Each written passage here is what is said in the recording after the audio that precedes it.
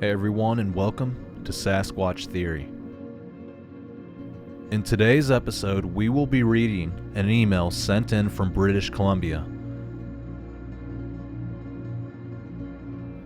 The Canadian wilderness seems to be an optimal place for Sasquatch, as they have all the food, water, and cover that they could ever possibly need.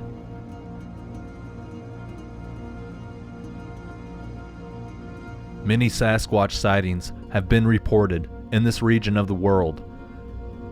With its endless mountain ranges and harsh weather conditions, people have long ventured into the upper Rockies in search of the hairy man. Many locals warn outsiders of the dangers that lurk in these woods. People ignore these warnings and continue to search for the hairy man. Alright guys, let's get straight into this email and not waste any more time.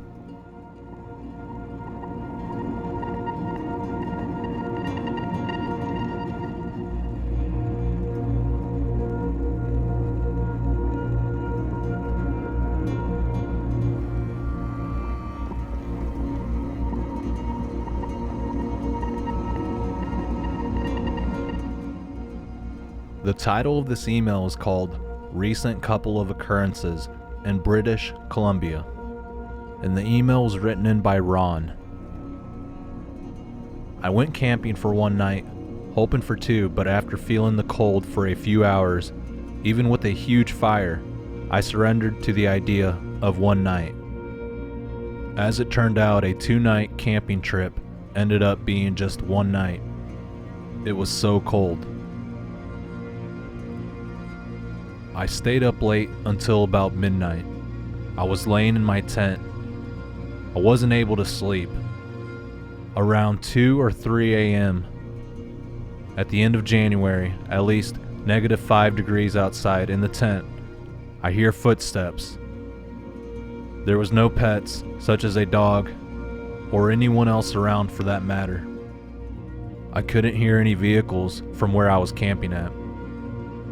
The closest home or development is 7 kilometers up the road. Approaching my tent, I can hear these heavy big steps. It sounds like the size of garbage can lids. All I hear are slow steps, heavy steps. I start to wrestle with my zipper, but in my panic, I am unable to undo it. It feels as though it is caught up in the fabric, or I am just too hurried to get it open. It's caught. So I lay there and listen as the steps get closer.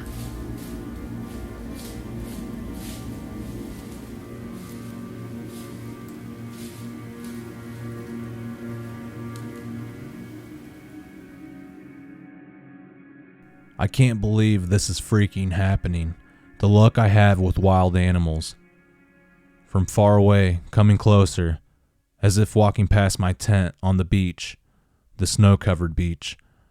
I can hear the steps in the snow, and man, they're big. It's definitely bipedal.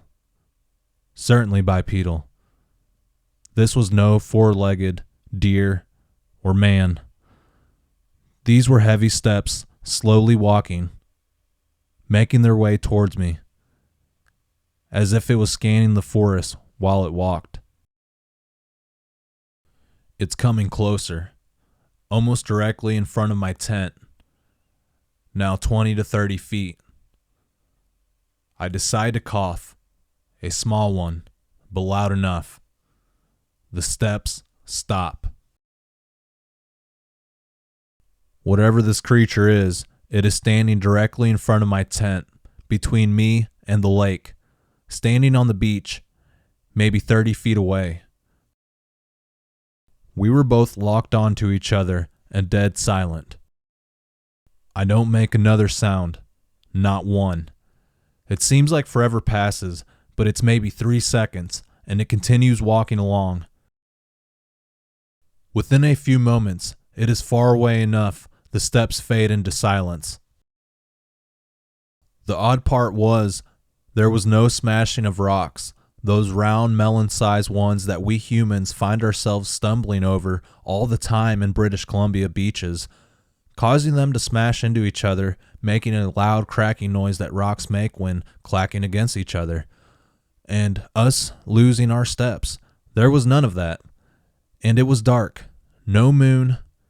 Humans couldn't walk over that terrain quietly in the daytime, let alone in the dark. All I heard were footsteps through the snow. It leaves, and I lay there awake. Now, why did I just lay there? The only thing I can say, in a way, I'm glad my zipper got stuck. I don't know what I would have done if I got free of my bag in time, because I may have gotten the idea to open my tent and look outside. At the exact time, it would have reached the front of my tent or in line of sight. I don't think that very moment that I was prepared to accept what was on the other side of that sheer wall of fabric. And I think that is why God laid it out like that for me. I was just simply not ready to lay eyes on whatever it was standing in front of my tent. I think I would have been paralyzed in fear if I would have seen whatever it was. An experience like this makes you think deep about who you really are. Some men may consider themselves brave, courageous, and so on. This tested me, and I was wrong. That test was coming, and I knew it was. The next time I went camping would not come for another month. Coincidentally, the weather cooperated with the new moon, and so I went back out to the same spot, although camping in a different tent spot, which was about 30 to 40 meters away from the previous spot I had stayed on a month ago. This time it was foreseeable that the weather was good enough for 2 nights, and I had plenty of wood. Having rented a Ford Expedition, I had lots of wood. There were people there the first night. That's fine. 5 or 6 other parties, a single woman in the spot next to me, no doubt looking for the same solace as me. Me time, staying in her SUV instead of a tent, but handling herself well. I made a fire each time using my ferro rod. I used my knife to make wood shavings, and then the back of the knife to cast down sparks, making a fire. It was exhilarating. In less than 15 minutes each time, I had a fire. No more lighters and paper for me. That was a fine first night. It was a very dark night. And then the next day came and everyone was gone by midday. Before they left, though, something happened. It was like a Hitchcock film. 2 ladies showed up, like on stage, characters showing up in a very important scene that would foreshadow an event that was about to happen. They got out of their vehicle and looked around, taking in the beautiful day. There were campers all around still. People were playing with their dogs and stuff. And they had pulled up right next to some other campers to my right. After surveying the area a bit, they looked straight at me, ignoring the people to the right of them, and spoke directly to me.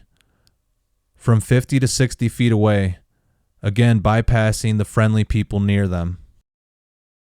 They began talking about how the land used to be inhabited by Indians and its beauty. After discussing the history of the natives, a brief pause, and then one of them asked, "Have you all seen any Sasquatch?" I tell her my story from my previous trip, which I was just starting to accept as not human in the recent days. She says, "Yeah, they come in through here. They hunt the deer and, I say, "Oh yeah?" So ominous.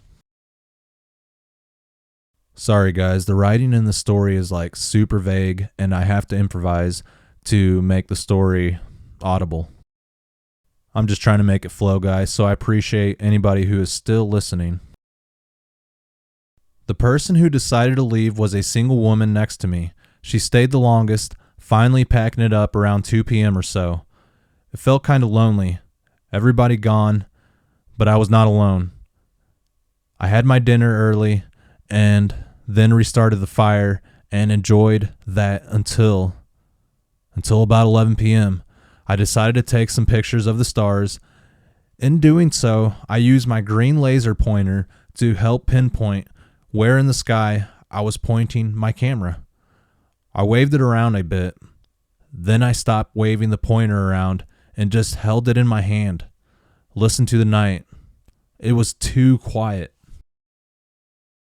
No sound other than babbling brook 50 feet away. It wasn't long after I had used that laser pointer. The sound happened. Wood splintering apart as if it was hit by a projectile, carrying so much kinetic force behind it that it was unlike anything I have ever heard before. Branches that sounded who knows how thick being snapped like freaking twigs all at once. It was as though a cannonball or a huge rock had been fired.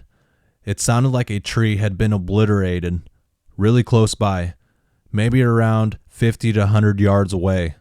I have never heard terror in my voice until now. I said, "Hey, what the heck, man? What is that?" Nothing replied. It's funny, in such a scared state, without thinking that I chose the words, "What is that?" and not, "Who is that?" I frantically grabbed my flashlight, scanned the trees in the direction of that wretched sound, scared of what was about to come, visible in the light, after such a noise. Nothing. Nothing. Moments pass by. I can't breathe. I find myself forcing quick breaths of air into my lungs. I run down to the water's edge to put the lake behind me and the forest in front of me, way in front of me. Still nothing after a long time of scanning the woods. So I return to the fire, which is dying, but I quickly restart it. A calm settles over me, weirdly enough. Moments ago I was considering getting into the truck and getting the heck out of there, and doing so in a timely manner, then deciding to wait and see. After an hour or so, I felt pretty calm, considering. So I stayed for the rest of the night, not sleeping, but staying in my tent, which I was keen on trying out because it was new. In the morning, I got the heck out of Dodge, vowing never to come back, unless it was with a group of people. Ron Hurl, Burnaby, BC. Location, Driftwood Bay. January 24th, March 5th, and 6th. I'm guessing those are the dates that he experienced this activity.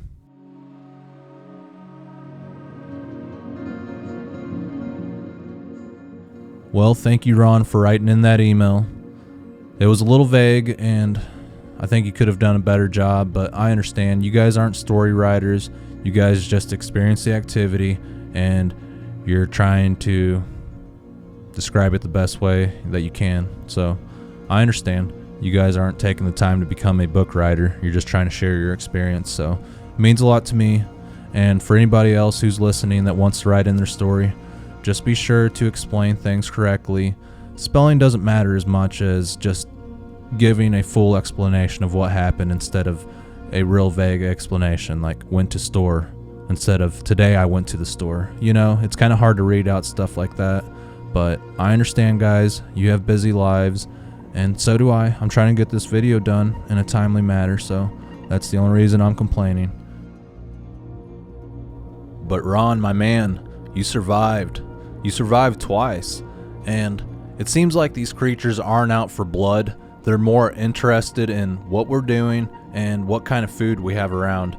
And you have to understand that being out in the woods all the time gets boring, man. It gets really boring. So we seem to be a form of entertainment for them, and it's like watching TV. You know, the woods is the real world. That is the real world on this natural planet. So watching us is like comedy for them. You know, we're goofy and we're not very fast. We're kind of slow, and they think we're different than them. For all we know, the Sasquatch are watching over us and possibly keeping other predators away from us by making loud noises and just being in the area. It's really hard to say, but when you're out in the wilderness areas, anything can happen as far as getting attacked by a grizzly bear or a mountain lion.